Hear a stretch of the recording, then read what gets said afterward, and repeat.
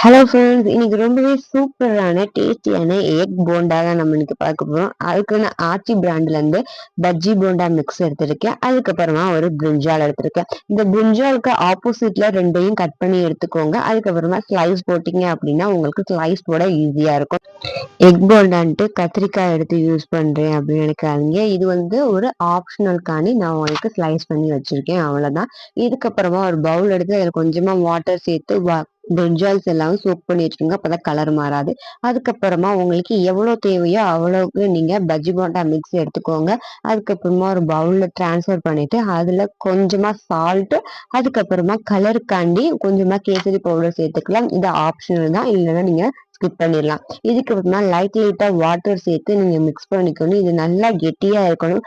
அப்பதான் உங்களுக்கு நீங்க போடுற எக்ல இருந்து விழுகாம இருக்கும் கீழே. அப்பதான் நல்லா மிக்ஸ் ஆயிருக்கு. இந்த மாதிரி உங்களுக்கு எடுக்கும் போது மெதுவா ஸ்லோவா கீழே விழுகணும். இதுக்கப்புறமா நான் எக் பாயில் பண்ண வச்சிருந்தேன். எக் நல்லா பாயில் ஆயிடுச்சு.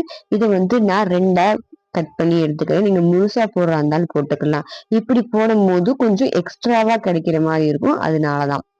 ஓகே, இப்ப நம்ம நறுக்கி வச்சாச்சு எல்லா எக்கையும். இதுக்கப்புறம் நம்ம ஒரு கேஸ் ஆன் பண்ணிட்டு நம்ம அதை ஒரு கடாய் வச்சுக்கலாம். கடாய் வச்சுட்டு கொஞ்சம் ஆயில் ஊத்தி அதை ஹீட் பண்ண விட்டுக்கலாம்.